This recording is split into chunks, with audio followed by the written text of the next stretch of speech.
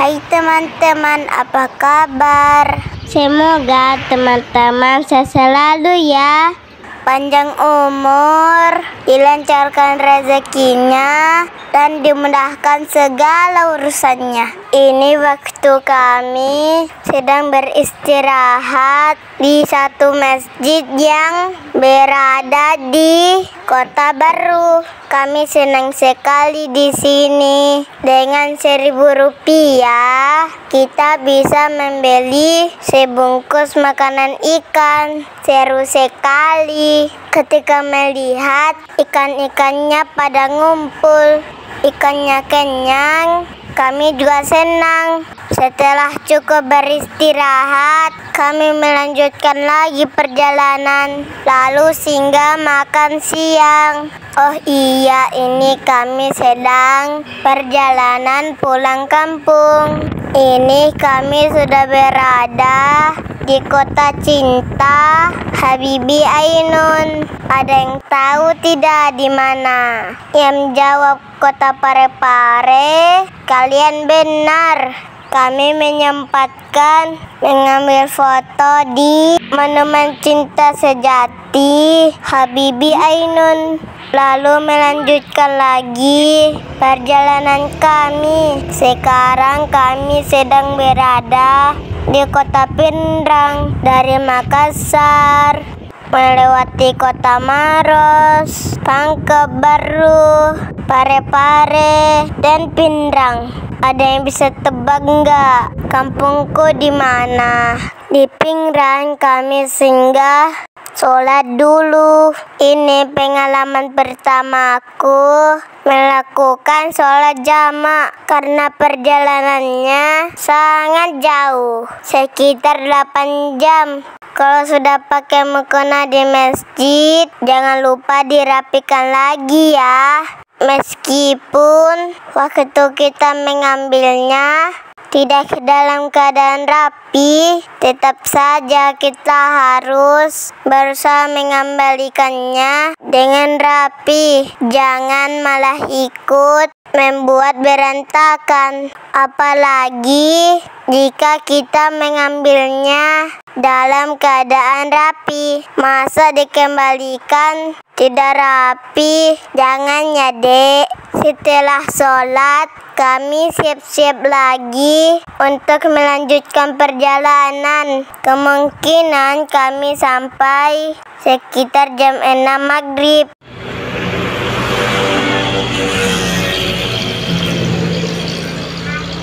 Ayo, sudah ada yang bisa tebak nggak kampungku di mana? Ini di luar. Saya bermain sama kakak Hadi sambil menunggu bapak selesai mengatur kembali barang-barang kami di motor.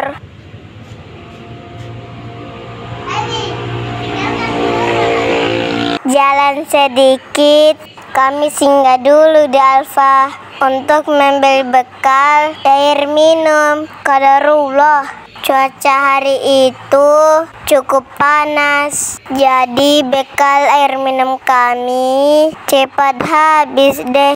Di depan Alfa kami langsung minum, saking hausnya hehe. Kalau minum jangan berdiri ya.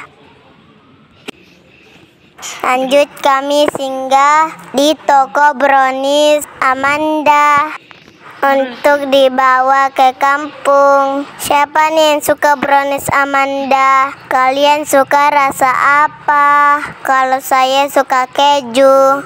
Bekal dan oleh-oleh sudah ada. Lalu kami melanjutkan perjalanan.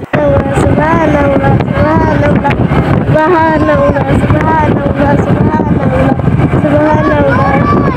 Di sepanjang jalan, aku berusaha untuk terus berzikir. Teman-teman tahu kan zikir di jalan? Kalau jalanannya lurus, baca alhamdulillah.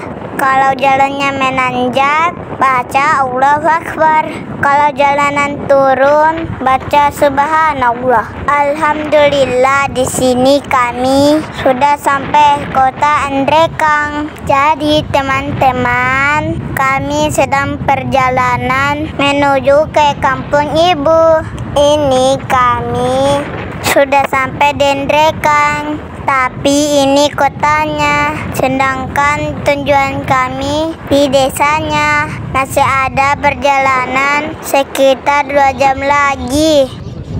Sebenarnya kami berangkatnya tiba-tiba karena ibu mendapat berita bahwa nenek buyutku sedang sakit parah. Jadi ibu ingin segera melihat langsung kondisinya. Ibu sangat menyayanginya, apalagi setelah ibunya ibuku, ya nenekku meninggal. Ngomong-ngomong cerita tentang ibu, jadi ingat nih yang lagi viral tentang anak artis yang bernama Loli. Teman-teman sudah dengarkan beritanya? Apa pendapat kalian tentang Loli? Tulis di kolom komentar ya. Jadi ada beberapa pelajaran atau tindakan yang tidak boleh kita tiru dari Loli. Yang pertama adalah kita tidak boleh berbicara kasar kepada orang tua, apalagi kepada ibu. Bilang ah saja kita sudah berdosa, apalagi sampai membentak-bentak orang tua. Jangan ya, seperti kisah Nabi Ibrahim. Meskipun ayahnya beda keyakinan dan selalu berkata kasar kepada Nabi Ibrahim, tapi beliau tetap saja membalas dengan lembut. Dulu waktu kecil, ibulah yang mengajar kita berbicara kata demi kata. Tidak pantas setelah besar jika kita malah meninggikan suara di depannya, apalagi jika ibu sampai sakit hati dan meneteskan air mata. Nauzubillah, dosanya sangat besar sekali. Oh iya, pemandangan keren nih. Biasanya di kota kita melihat gedung-gedung tinggi, tapi di perjalanan ini di sepanjang jalan kami melihat tanaman-tanaman, pohon-pohon tinggi, dan pegunungan, sehingga udaranya sejuk walaupun matahari sangat cerah. Lanjut lagi, pelajaran kedua adalah kita harus taat dan berbakti kepada orang tua selama perintah itu tidak bertentangan dengan agama. Orang tua kita akan selalu berupaya yang terbaik untuk kita. Tugas kita adalah nurut kepada perintah orang tua. Di sini sudah masuk waktu sholat asar, tapi kami sudah tidak singgah lagi. Kan tadi sudah sholat jamaah.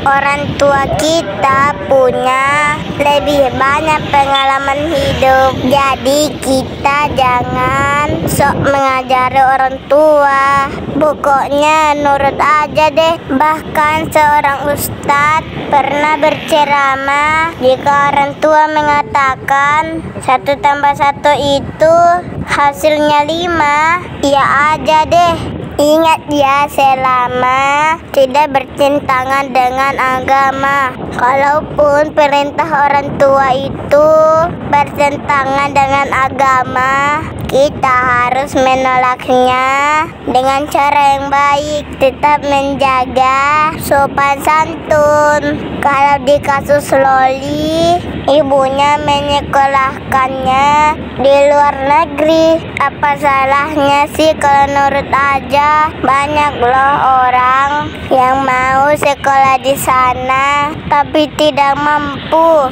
Tentunya keputusan itu diambil ibunya karena beliau menganggap itu yang terbaik untuk anaknya. Pelajaran yang ketiga adalah jangan lupa bersyukur, karena nikmat yang kita sudah rasakan sekarang belum tentu orang lain bisa merasakannya. Sebenarnya Loli itu beruntung sekali, hidupnya berkecukupan, bisa sekolah di luar negeri, malah kabur dari sekolah. Loli juga harus bersyukur karena ibunya kerja keras untuk memenuhi semua kebutuhannya. Banyak loh anak-anak yang kurang beruntung hidup di keluarga miskin, bahkan ada yang dibuang dan tidak diurus lagi dengan orang tuanya. Kasihannya mereka. Ada juga yang karena takdir sehingga tidak punya orang tua lagi. Pokoknya kita yang masih bisa merasakan hidup dengan orang tua harus banyak-banyak bersyukur deh. Alhamdulillah. Ini kami beberapa kali sempat melewati jalanan rusak, bebatuan dan berdebu. Sebenarnya orang di kampung sudah memberitahu bahwa banyak jalanan rusak, tapi tekad kami sudah bulat untuk pulang kampung. Lanjut lagi, pelajaran yang paling penting dari kasus Loli, kita jangan sampai jadi anak durhaka ya. Orang tua kita hanyalah manusia biasa dan bisa juga melakukan kesalahan-kesalahan. Tapi teman-teman, apapun kesalahan mereka tidak akan sebanding dengan perjuangan mereka membesarkan kita, apalagi kepada ibu. Kita tidak akan mampu membalas ibu yang telah mengandung kita 9 bulan, melahirkan dan menyusui. Walaupun dibayar dengan segunung emas, tetap tidak akan cukup. Kita jangan sampai menyakiti hati orang tua ya. Saya pernah mendengar ceramah bahwa dosa judi, maling dan lain-lain belum tentu terbalas di dunia, tapi dosa durhaka kepada orang tua sudah pasti terbalas di dunia, apalagi di akhirat. Semoga kita semua menjadi anak yang berbakti kepada kedua orang tua dan mendapatkan keutamaan pahala birrul walidain. Amin. Ini kami sudah berada di kampung ibu.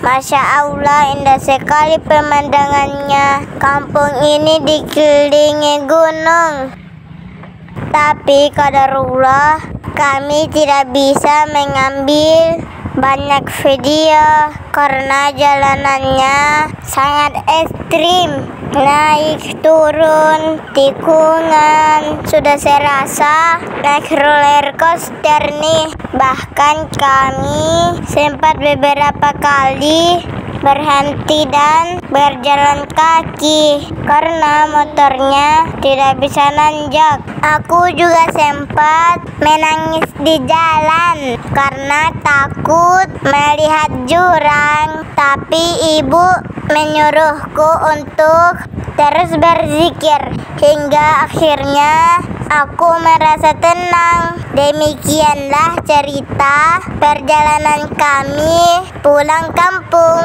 Walaupun mendapatkan beberapa kendala, jalanan rusak, motor mogok, ban kempes, dan lain-lain. Alhamdulillah, sesuai rencana kami tiba di rumah nenek pas maghrib. Langit sudah mulai gelap dan sudah banyak kabut. Itu pertama kalinya aku melihat kabut. Masya Allah, dingin sekali di sana. Terima kasih ya sudah menonton video ini. Semoga video ini bermanfaat. Jangan lupa like dan subscribe. Dadah.